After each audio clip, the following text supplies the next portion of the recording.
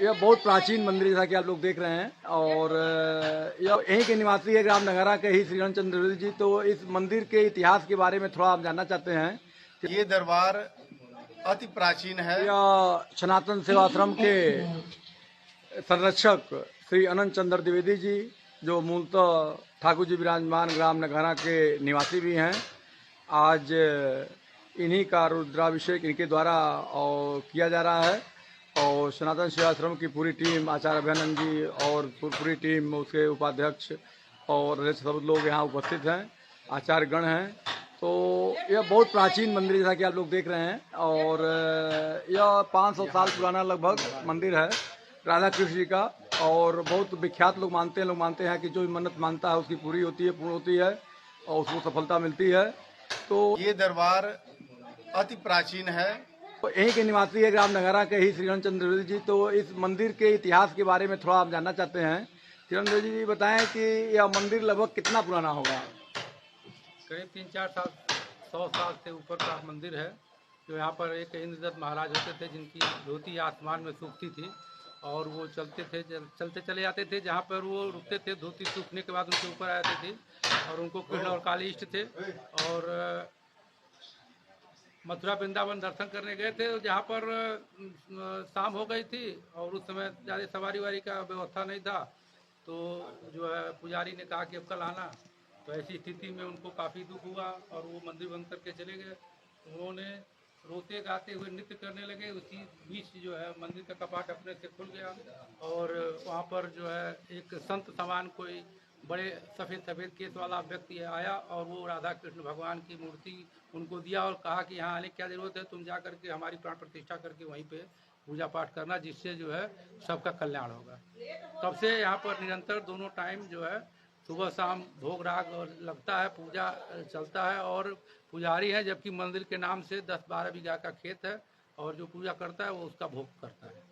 यह बहुत अच्छी बात है कि अधिकांश मंदिरों में राग भोग की समस्या हो रही है, और क्योंकि लोग मंदिर तो बनवा देते हैं लेकिन उसका संचालन नहीं कर पाते हैं। ये तो आप लोगों का बड़ा बड़प्पन है कि आप लोगों ने ऐसी व्यवस्था की है कि जो पूजा करेगा उसके लिए परंपरा निरंतर चलती रहेगी।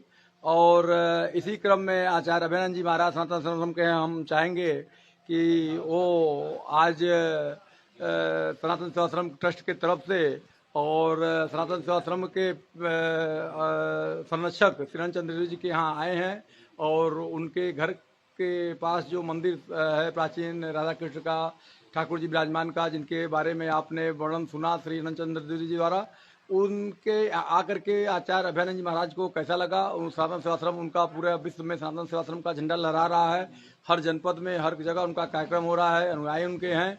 तो उनसे पूछेंगे कि यहाँ आकर के कैसा लगा, इस मंदिर में आके उनको कैसा लगा। बहुत मंदिर तो उन्होंने किया है, कामाख्या शक्तिपीठ से सिद्धपीठ है, वहाँ से इन्होंने सिद्धि प्राप्त की है माँ कामाख्या की।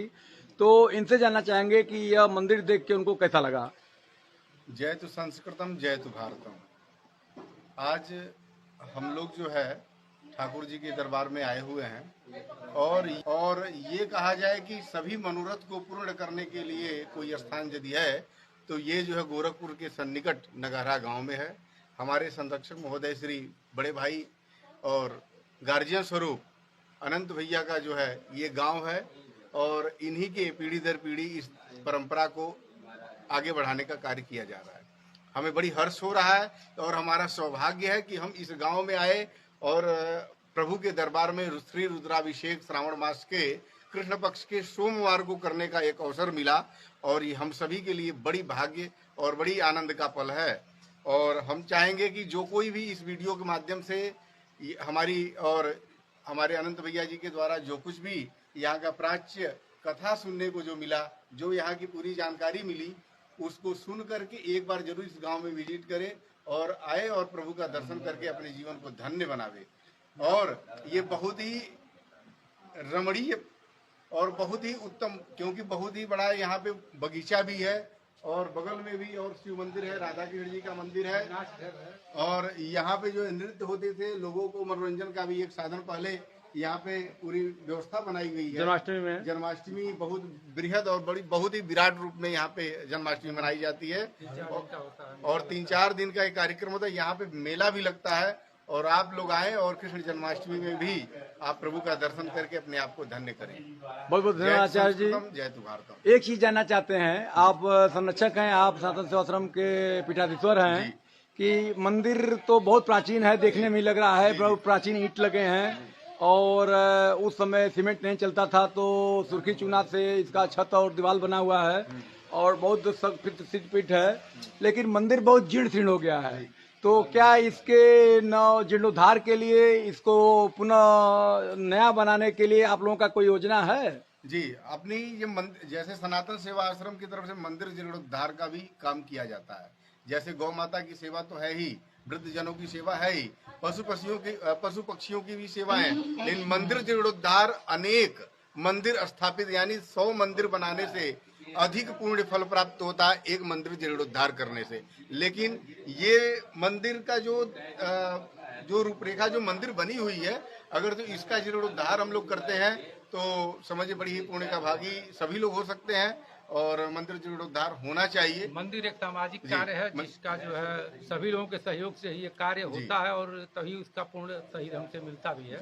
आप संरक्षक श्रीनंद चंद्र द्विवेदी जी और पीठाधीश्वर आचार्य अभयानंद जी महाराज जी, आप लोगों से ज्वाइंट प्रश्न हमारा है कि आप लोग जनता से क्या अपील करना चाहते हैं, क्या संदेश देना चाहते हैं, कम शब्दों में बयां करने का प्रयास करें। जी, कम शब्दों में बात यह है कि भारतीय संस्कृति, जो हमारी सनातन संस्कृति है, उसमें एकजुट होकर के कार्य करने की जरूरत है। और मंदिर यदि हमारे मजबूत रहेंगे, मंदिर हमारे यदि सुदृढ़ रहेंगे, तभी हम उत्तम कार्य, अच्छे संदेश दे सकते हैं। प्रभु का विग्रह यदि सुंदर रहेगा, प्रभु का विग्रह यदि अच्छे से बना रहेगा, तो हम सभी के जीवन में उत्थान होगा। यही संदेश है। श्री रामचंद्र जी, यह मंदिर आपके पूर्वजों द्वारा स्थापित किया हुआ है और मंदिर जीर्ण शीर्ण की अवस्था में पहुंच चुका है, तो इसका जीर्णोद्धार होना आवश्यक है। तो आचार्य अभयानंद जी महाराज कह रहे हैं कि सामाजिक समरसता की जरूरत है, सब लोगों को आगे आने की जरूरत है, सब लोग आगे आएँ, मंदिर के जीर्णोद्धार कराएं। और 100 मंदिर से बनवाने से अपेक्षा एक मंदिर का जीर्णोद्धार का महत्व बताए हैं। आपका इस पर क्या विचार है?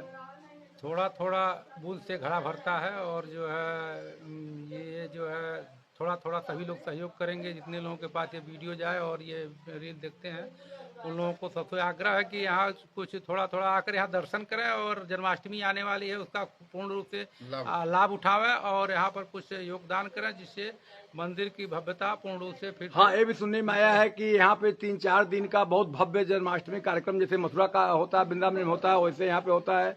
क्या ये बात सही है? यहाँ जन्मोत्सव और मेला, जन्मोत्सव के साथ मेला भी होता है, और 3-4 दिन का कार्यक्रम, तो पूरा गांव सज जाता है।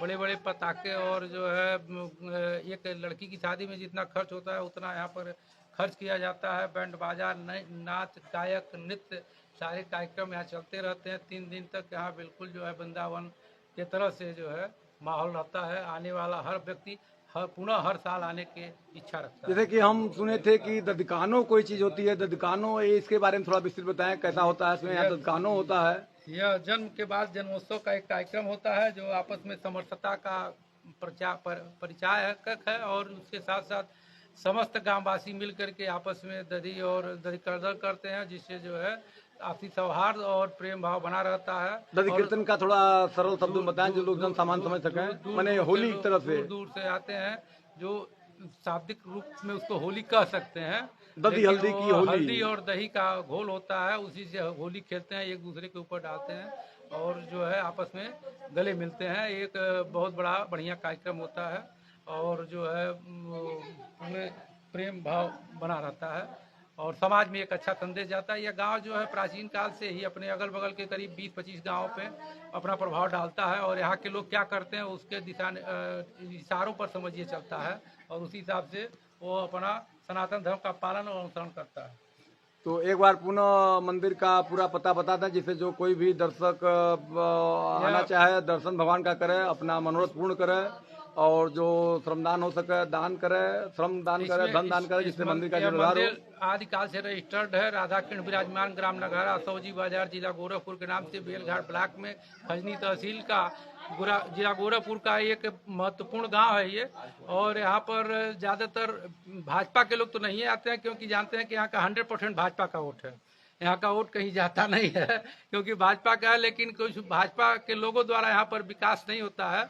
और जो है यहाँ पर किसी तरह से सड़कें वड़कें थोड़ा बहुत तो बन गई हैं, लेकिन जो है यहाँ पर एक नाला है जो भगवान के पोखरे से जुड़ा हुआ है, और वो पोखरा जो वो नाले का जो है खुदाई और उसका पक्काकरण जो है करने के लिए सरकार से हमने आग्रह किया है, लेकिन अभी तक कोई सुनवाई नहीं हुई है। और ये सब गांव को चिन्हित करके भगवान के ऐसे स्थानों को जो है सरकार को जो है विकसित करना चाहिए, और जिससे जो है पर्यटन को भी बढ़ावा मिलेगा। सुनने में आया है कि जो है कि लोग भाजपा के लोग जहां वोट अपना समझ लेते हैं कि स्थायी है, वहां पे विकास नहीं करते हैं। ये तो इसके समर्थन हम भी करते हैं, लेकिन यह मुख्यमंत्री वो भी धार्मिक मुख्यमंत्री का शहर है, वो भी धार्मिक मुख्यमंत्री धर्म की प्रतिष्ठा के लिए क्या मंदिर के लिए वो सहयोग नहीं कर सकते? मंदिर जीर्णोद्धार सरकार द्वारा नहीं हो सकती? सब प्रोसेस में है, सरकार से लगी हुई है, आग्रह जिला किया गया है, वो निर्णय करना। तो दो शब्द में आप मुख्यमंत्री से क्या निवेदन करना चाहते हैं? दो शब्दों में आप बताएं, मुख्यमंत्री जी आपका मंदिर का जीर्णोद्धार के लिए क्या कर सकते हैं? मुख्यमंत्री जी इस गांव का विशेष सर्वे करवा करके पोखरे का सुंदरीकरण, नाले का सुंदरीकरण, पानी से के रुकाव से जो है काफी कई गांव जो है कि फसल तमाम नष्ट होते हैं, उस सब का ध्यान देते हुए यहाँ पर एक यात्री विश्रामालय और जो है मंदिर का जीर्णोद्धार, ये सब काम करना चाहिए। जिससे क्या जमीन आप द्वारा उपलब्ध होगी? बिल्कुल होगी, जमीन यहाँ उपलब्ध कराई जाएगी। जमीन के पैसे नहीं लगेंगे? जमीन को जो है उपलब्ध है यहाँ पर, जमीन तमाम है, भगवान के नाम से तमाम जमीन है, किसी व्यक्ति का नहीं लेना पड़ेगा। उन्हें जमीन अधिकृत नहीं करना है सरकार को? बिल्कुल नहीं करना है, सबका सिर्फ बिल्डिंग बनाना है और मंदिर के और यात्रियों के लिए सुविधा के लिए और जन्माष्टमी भक्तगणों के रहने की व्यवस्था होनी चाहिए, ठहरने की व्यवस्था, क्योंकि बरसात का सीजन है, आने में एक बैग बारिश हो जाती है, बड़ी दिक्कत होती है। बहुत बहुत धन्यवाद संरक्षक श्री चंद्र जी का और आचार्य अभयानंद महाराज का। और आपके द्वारा बहुत अच्छे प्रश्न किए गए और होना भी चाहिए, क्योंकि जब तक जागरूकता नहीं होगी, और आजकल क्या है सोशल मीडिया के द्वारा ही लोगों को जानकारी होती है, तो एक छोटा प्रयास हम आपके द्वारा जो अच्छा है। जय तु संस्कृतम, जय तु भारतम। धन्यवाद महाराज जी।